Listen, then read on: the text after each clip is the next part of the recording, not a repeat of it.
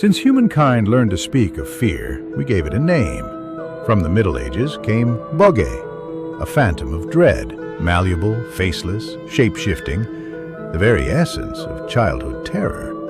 The word evolved, boog, bugbear, and eventually, boogeyman. By the 15th century, boogeyman entered the English language as a warning whispered to children, a phantom in the dark, a shadow in the wardrobe.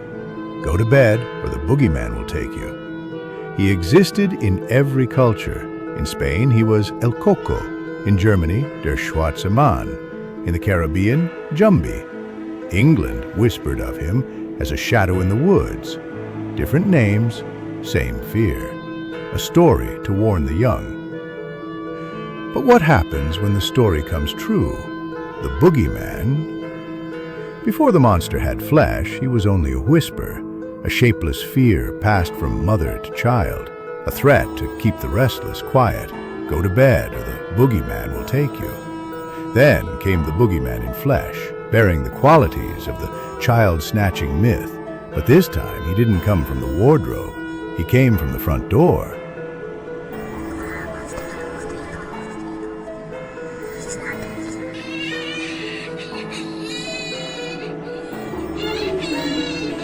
Walking freely in the streets of America in the early 1900s, flesh and bone, polite and gray-haired. A man named Hamilton Howard Fish, a father of 6, a painter, a devout man with a Bible in one hand and a knife in the other. Born May 19, 1870, in Washington, D.C., he was believed to be raised in tragedy. His father, 75 at his birth, died when Albert was 5. His mother, unable to care for him, placed him in St. John's Orphanage. Hamilton Fish was said to be from a lineage cursed with madness. His uncle died in an asylum. His brother was institutionalized. His mother suffered hallucinations. While in the orphanage, it was alleged that the beatings were constant. But Fish didn't recoil. He adapted. He began to enjoy the pain. Suffering, he believed, brought to control. By age 12, he was drinking urine and eating feces. His sexuality twisted around violence and degradation. His mind fractured, and he believed pain was holy. In 1890, Fish moved to New York. By day, he was a house painter. By night, a predator. He married in 1898 and fathered 6 children, but his wife left him in 1917, driven away by his bizarre obsessions. Fish's children would later recall how he'd beat himself with paddles embedded with nails. He'd insert needles into his groin and thighs. X-rays would later reveal 29 of them still embedded in his body. He claimed these acts were divine punishment, that he was obeying God. His descent was steep. He committed his first known assault in 1910 in Wilmington, Delaware. He lured a mentally handicapped boy to a barn, tortured him for hours, and left him there, near death. In 1919, he did it again in Washington.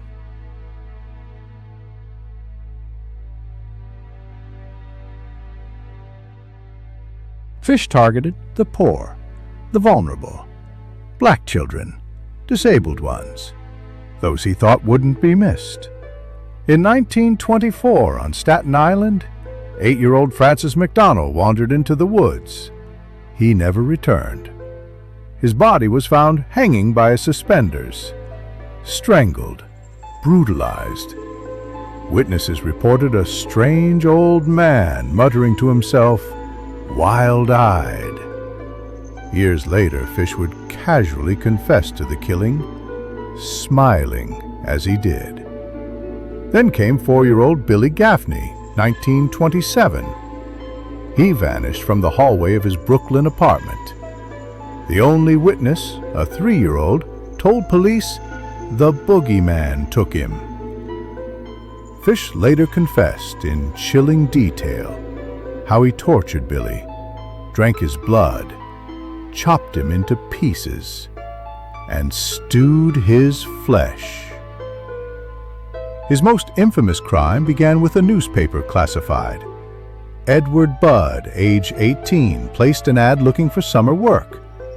Fish, using the alias Frank Howard, responded, pretending to offer Edward farm work.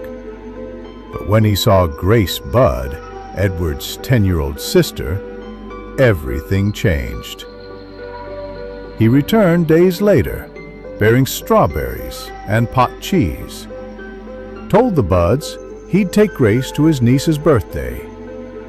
They let her go. Grace was never seen alive again. 6 years passed. Then a letter arrived. It was handwritten, graphic, unrepentant. Fish described in grotesque detail how he strangled Grace, butchered her body, and ate it slowly over 9 days, cooked with onions and bacon. That letter cracked the case. Detective William King had worked the Budd case tirelessly, and now the handwriting, envelope, and stationery led him to a boarding house. The envelope bore a tiny emblem, stationery from the New York Private Chauffeurs Benevolent Association. King traced it to a Manhattan rooming house. There, a janitor mentioned a former tenant, an old man named Fish. King laid a trap. A letter was sent offering a check to Fish. He came to collect, razor hidden in his coat. King disarmed and arrested him on December 13th, 1934. In custody, Fish spoke calmly, proudly. He claimed voices told him to kill. He saw saints. He heard God. Psychiatrists were torn. Some declared him criminally insane. Others insisted he knew right from wrong. In the courtroom, his confessions shocked the jury. He admitted to molesting over 100 children.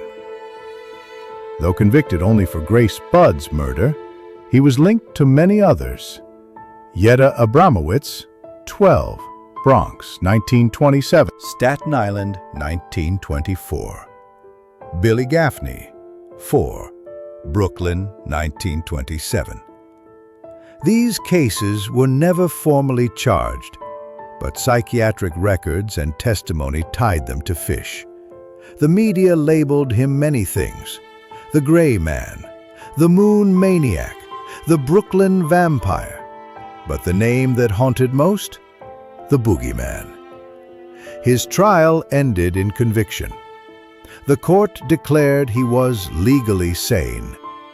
In January 1936, Fish walked calmly to the electric chair at Sing Sing Prison. He called it the supreme thrill.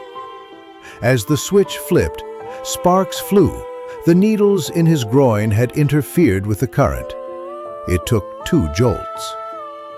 From medieval whispers to tabloid terror, the Boogeyman became flesh and blood. Hamilton Howard Fish, proof that nightmares can walk among us. You've heard the whispers. Now dive deeper. Like, subscribe, and awaken the forgotten. This is Tales from Creep.